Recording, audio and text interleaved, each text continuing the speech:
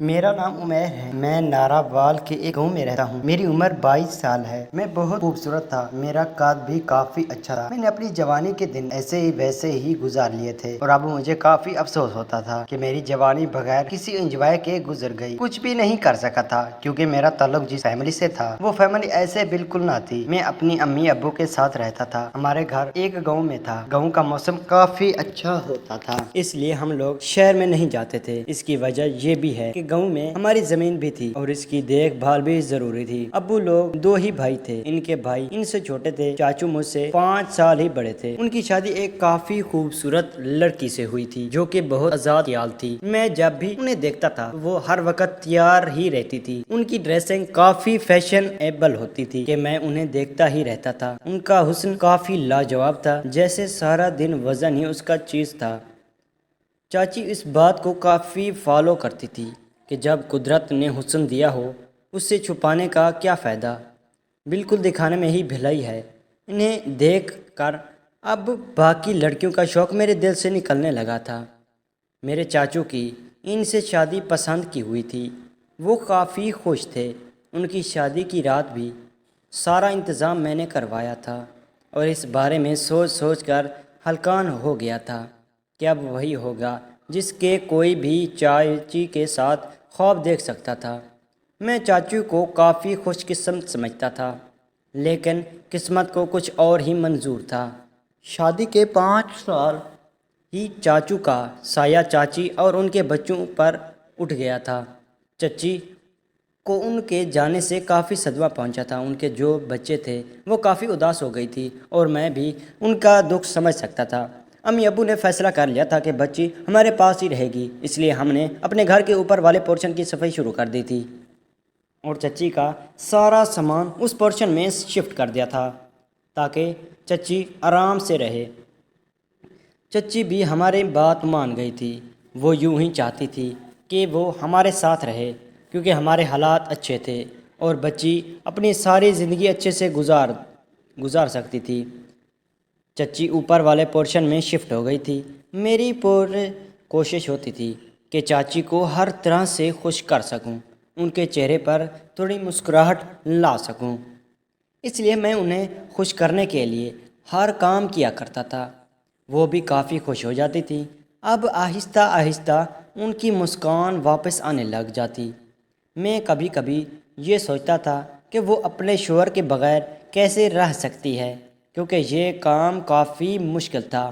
ان کی ضروریات اب پوری نہیں ہو سکتی اور ان کی طلب بھی پوری نہیں ہو سکتی، لیکن پھر یہی سوچتا تھا کہ کیا پتہ چچی صبر سے کام لیتی ہو، لیکن میں خود سے کچھ بھی نہیں کہہ سکتا تھا۔ ایک دفعہ میں نہانے کی تیاری کر رہا تھا جب اچانک ہی پانی ختم ہو گیا تھا۔ میں نلکے سے نہاتا تھا لیکن پانی نہیں آ رہا تھا۔ مجھے کھیت پر ہی جانا تھا۔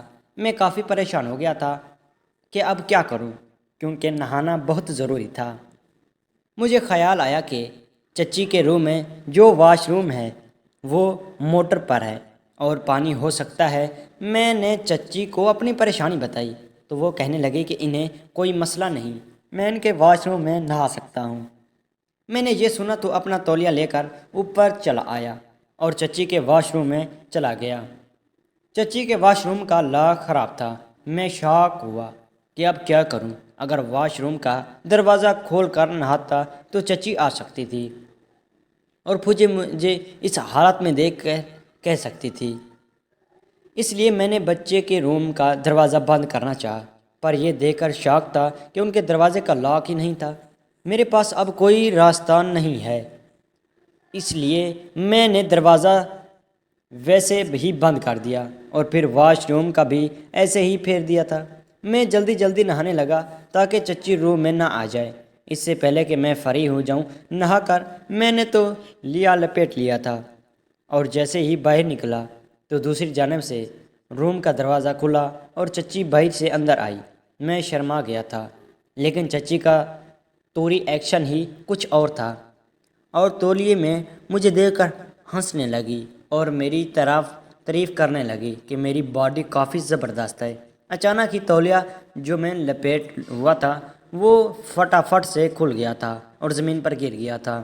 میں نے اپنے ہاتھ سے اپنی جگہ کو چھپانا چاہا پر ناکام رہا تھا، جبکہ چاچی مجھے دیکھ کر شاک ہو گئی تھی۔ ان کا منہ کھلے کر کھلا رہ گیا۔ وہ میری تعریف کرنے لگی تھی کہ میری باڈی کے ساتھ ایک اور چیز کافی ہی بڑی ہے۔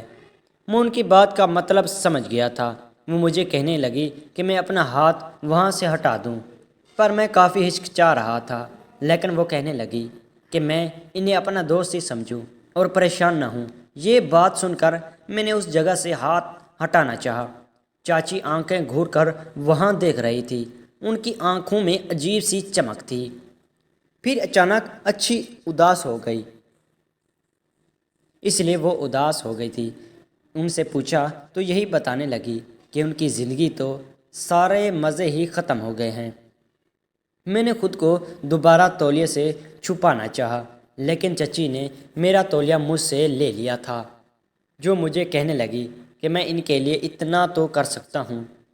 میں ان کی باتوں میں آنے لگا تھا اور پگھلنے لگا۔ چچی میرا ہاتھ تھام کر مجھے بیڈ پر لے جانے لگی۔ میں بری حالت میں ان کے سامنے تھا۔ چچی خود میرے سامنے فرش پر بیٹھ گئی تھی اور اب مجھے کہنے لگی تھی کہ وہ مجھے ایسا سکون دے گی کہ میں بھی یہ سب کرنے کے لیے تیار ہو جاؤں گا۔ ان کا حسن بھی مجھے دکھائی دینے لگا تھا۔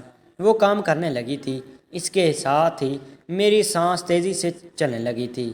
مجھے کافی مزہ آ رہا تھا۔ میں جان سکتا تھا کہ چچی کافی دنوں سے یہ سب چاہتی تھی، لیکن وہ نہ کر سکتی، اور اس لیے میں ان کے اندر یہ تڑپ پیدا ہو گئی تھی۔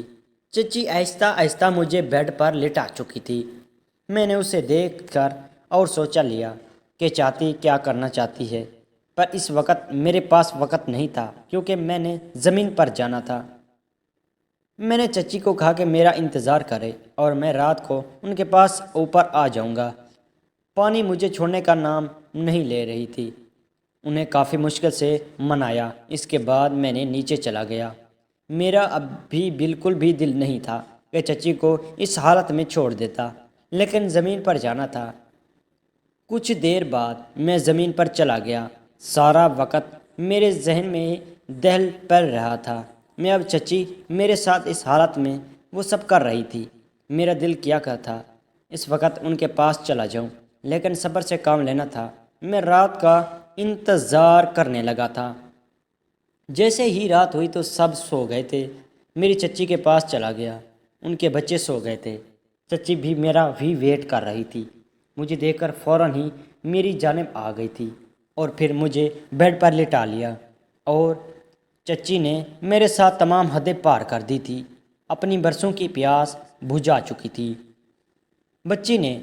چچی نے میرا طوطا پکڑا اور اسے اپنی فٹ بالز میں دبا لیا۔ 5 منٹ فٹ بالز میں کرنے کے بعد چچی نے میرا طوطا نکالا اور اپنی پچھلی کے اوپر رگڑنے لگی۔ اس کے بعد کوئی 10 منٹ کے بعد چچی نے میرا طوطا پکڑا اور اپنی اگلی میں ڈال لیا۔ پوری رات ہم دونوں نے ساری حدیں پار کر دی تھی، اور اب میں چچی کے ساتھ ڈیلی ایسا کرنے لگا تھا۔